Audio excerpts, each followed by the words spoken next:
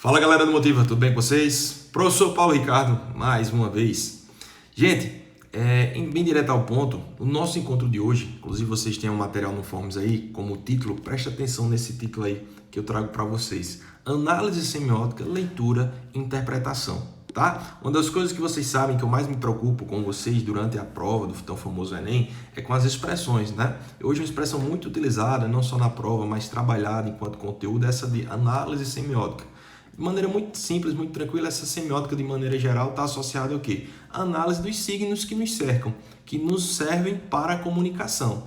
Aí volta aquela ideia de, sempre que eu vou me comunicar, eu preciso de uma determinada linguagem. E na construção dessa linguagem eu me utilizo de diferentes signos. Aquela velha ideia de linguagem verbal e linguagem não verbal. Ou seja, durante essa construção dessa linguagem verbal ou não verbal, eu estou me utilizando de signos.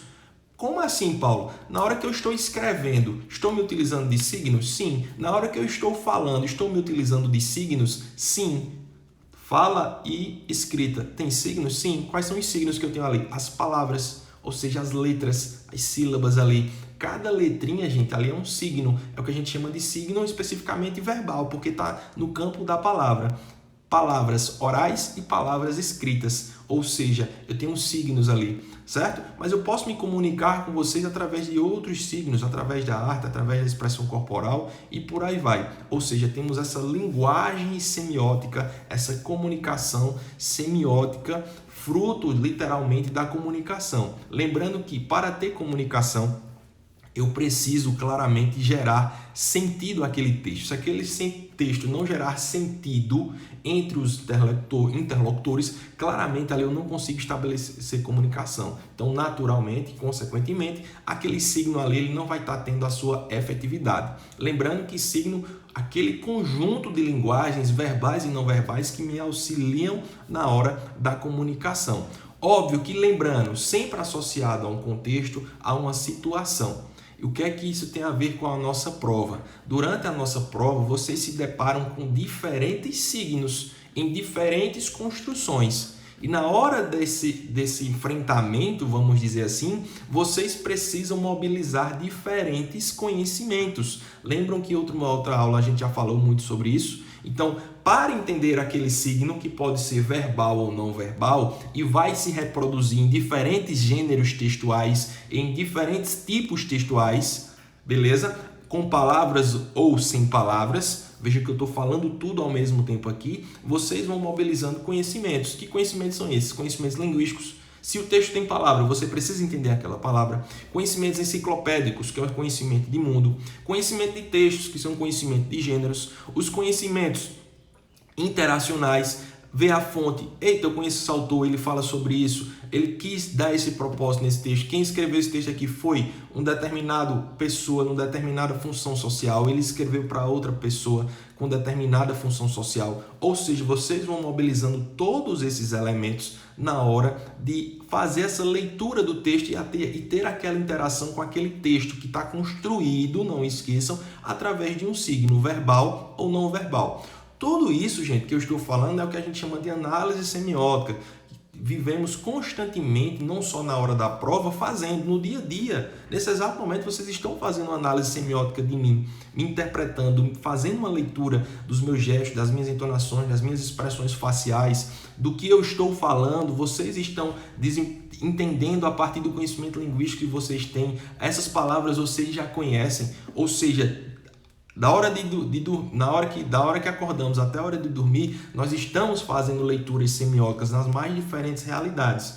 Quando vocês estão em prova, vocês estão numa situação mais tensa, mais monitorada, na qual exige mais de vocês. E vários recursos são colocados em prática, desde a mobilização desses conhecimentos que eu já falei, enciclopédico, de textos linguísticos e interacionais, até o desenvolvimento de puras estratégias de leitura. Por exemplo, olhar a perigrafia do texto, olhar as bordas do texto. Eu sempre digo a vocês, pegou um texto, a primeira coisa que faz, olha as bordas dele no sentido, tem um título? Não tem. É um texto em prosa? É um texto em verso? Tem fonte? A fonte não está completa? Quando foi publicado? Quem publicou? Onde foi publicado? Ou seja, são informações extremamente relevantes que podem me ajudar a entender aquele texto. associando, por exemplo, ao gênero. Que gênero é aquele ali? A sua forma, a sua estrutura. Quando eu vou para uma leitura mais precisa do texto, eu já vou observando as palavras, ou seja, já vou mobilizando o conhecimento linguístico, ou seja, essas palavras são mais comuns desse gênero. Essas palavras são mais comuns para aquele determinado tipo textual. Beleza? Não tendo palavras, não significa que eu não possa estar associando a um gênero ou a um tipo textual também. Lembrando que tem os textos que não são constituídos de palavras, são os textos não verbais. Lembrando também que temos os textos que são constituídos dos dois. E muitas vezes eu só consigo entender aquele texto quando eu consigo fazer a associação entre aquele signo verbal e o signo não verbal. Beleza, gente? Então, vou usando muito essa nomenclatura até para vocês, que na hora que aparecerem na prova, lembrar que signos são justamente esses termos, esse conjunto de elementos verbais e não verbais que favorecem e que possibilitam a comunicação. E lembrando que essa comunicação ela é diária, ela é contínua no nosso dia a dia, nas mais diferentes situações, formais e informais. Nós estamos utilizando de signos para gerar essa comunicação. E como eu disse, é óbvio que na hora da prova, vocês já fazem isso de maneira mais tensa, mais concentrada, tensa no sentido de orientada, tensa no sentido de concentração. Vocês precisam estar atentos aos signos ali postos para fazer todo o movimento de leitura, desde a sua parte estrutural, desde a sua parte interna, tendo palavras ou não, até associações com o contexto de mundo, com o conhecimento que vocês têm, recorrendo muitas vezes até estratégias de interpretação, de associação para favorecer a interpretação, como algumas que nós já falamos, por exemplo, a intertextualidade, os diferentes tipos de intertextualidade, as diferentes situações de interdiscursividade, ou seja, tudo isso vocês fazem no momento de leitura e interpretação das questões. E lembrando, não só das questões no nosso dia a dia. Eu dei o exemplo, vocês estão fazendo isso de mim agora. Já estão me analisando, fazendo essa análise, essa leitura e, naturalmente, essa interpretação a partir de todos esses recursos que nós já temos. Beleza? Contextuais, situacionais, interacionais, linguísticos, enciclopédicos, de intertextualidade ou não, de interdiscursividade ou não. Beleza, gente? Tranquilo? Paulo, deixa isso mais prático para a gente. Agora a gente precisa praticar literalmente a partir dos textos. Vou passar alguns textos aí para vocês e eu quero que vocês percebam justamente tudo isso que eu falei, ou pelo menos um pouco de tudo isso que eu falei. A estrutura do texto, as bordas do texto, tem fonte, não tem? Tem palavra, não tem palavra, só tem o recurso imagético. Lógico que eu fiz uma seleção de textos que serão mais comuns de vocês encontrarem na hora da prova. Tá? E esses textos vocês já começam a pensar, ele está querendo dizer isso. Ele é desse gênero textual. Que gênero textual é esse? Aqui eu tenho um determinado tipo textual. Que gênero textual é esse? Esse eu não lembro, esse eu nunca vi. Será realmente? Que nome eu daria a esse gênero textual? Beleza, gente? Então, vocês vão mobilizando todos esses recursos no momento que vocês estão fazendo a leitura. Isso é extremamente importante. Isso é um dos passos, do conjunto que a gente chama de questão. E veja que eu estou centrando só no texto. Não vamos ter questões aí abertas ou fechadas. Estamos focando apenas no texto. Lembrando que na questão ela não é constituída apenas do texto, é constituída do enunciado e das assertivas, que já nos pedem outras mobilizações também de leitura e de interpretação. Por exemplo, vocês já sabem que na hora que eu tenho um texto, é muito importante que eu vá lendo, primeiro leia o enunciado, depois de ter feito toda essa leitura periférica do texto, leia o enunciado para depois ir para o texto. Isso num contexto de prova, de simulado, porque já me viabiliza na hora da interpretação, ou seja, me faz ganhar tempo, porque nesse contexto eu preciso de tempo. Depois, na hora que eu vou para as assertivas, tem muito cuidado. Leia o enunciado sempre junto com a assertiva. Enunciado e assertiva, enunciado e assertiva, enunciado e assertiva. Leia o enunciado, leia a assertiva A. Leia o enunciado, leia a assertiva B. Porque aí você cria um link de raciocínio. Muitas vezes o aluno lê todo o enunciado e depois lê todas as assertivas de uma vez. Quando ele chega na letra D ou E, ele já tem esquecido o que o enunciado disse. Ou seja, mantém um link de raciocínio entre o enunciado e a assertiva. Porque muitas vezes você vai encontrar mais de uma assertiva certa, vocês sabem disso. Mas teremos aquela assertiva que é a mais correta. E ela é a mais correta fruto justamente do que o enunciado está pedindo. Beleza, gente? Então isso também faz parte de algumas estratégias de leitura dessa, não especificamente dessa análise semiótica, mas na hora da questão, foi um comentário à parte que eu reforço e lembro para vocês. Beleza, gente? Tranquilo?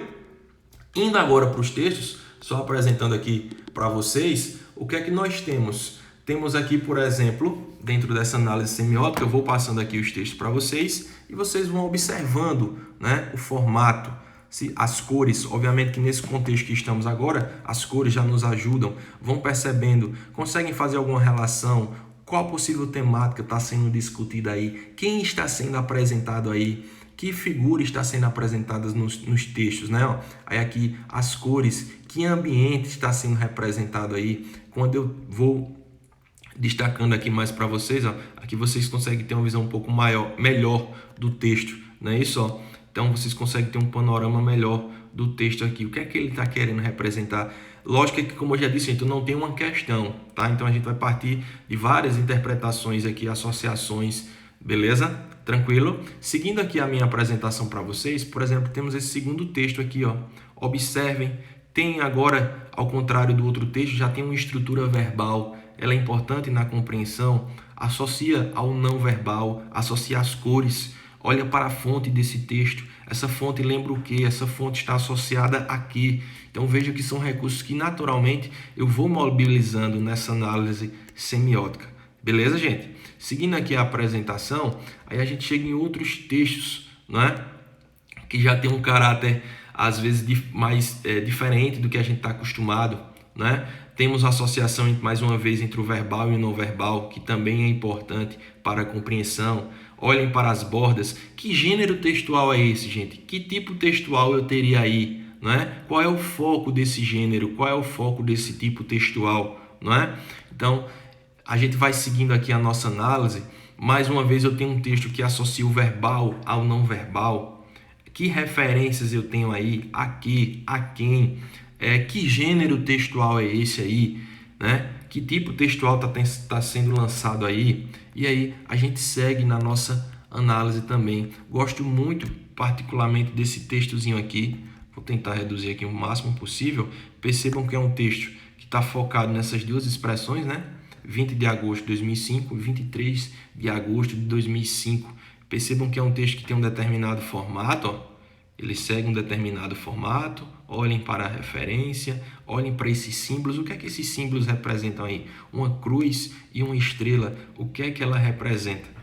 Beleza, gente? Então, vocês, na hora da leitura do texto, vocês vão mobilizando diferentes conhecimentos, diferentes interpretações. Óbvio que, quando eu tenho uma questão, ela já me direciona para aquela interpretação. Então, até isso ajuda. Muitas vezes eu não estou conseguindo entender o que o texto está querendo dizer. Então, pelo próprio enunciado, isso me ajuda. No entanto, aqui vou mostrando o texto justamente para a gente ir pensando. Aqui, nesse texto aqui, temos mais uma vez a associação entre o verbal e o não verbal. Será que só com o verbal eu entenderia esse texto? Será que só com o não verbal eu entenderia esse texto? Então a gente vai percebendo diferentes estruturas, mecanismos que são necessários para a interpretação do texto. Beleza? Alguns gêneros que vão surgindo. Que gênero é esse, gente? Acentos reservados. Temos aí uma linguagem não verbal, bem específica. Assento preferencial para pessoas com deficiência, gestantes, idosos e pessoas com crianças de colo. Tenha consciência e ofereça seu lugar aos que precisam. Isso é um gênero textual? Sim, não. Gera comunicação? Tem características próprias? Então é um gênero textual, né? Que gênero textual é esse? Beleza, gente? Então percebam aqui que eu tenho diferentes realidades voltadas para gêneros e outras também que no nosso momento ao vivo nós estaremos comentando e tirando as possíveis dúvidas que vocês tenham. Tranquilo, gente? Beleza? Beleza? Então é isso que eu vinha mostrar para vocês. No nosso momento ao vivo a gente vai discutir um pouco mais sobre isso aí. Vou comentar outras coisas também em relação a outros textos que aí aparecem. Beleza? Muito bom revê-los e até a próxima. Valeu!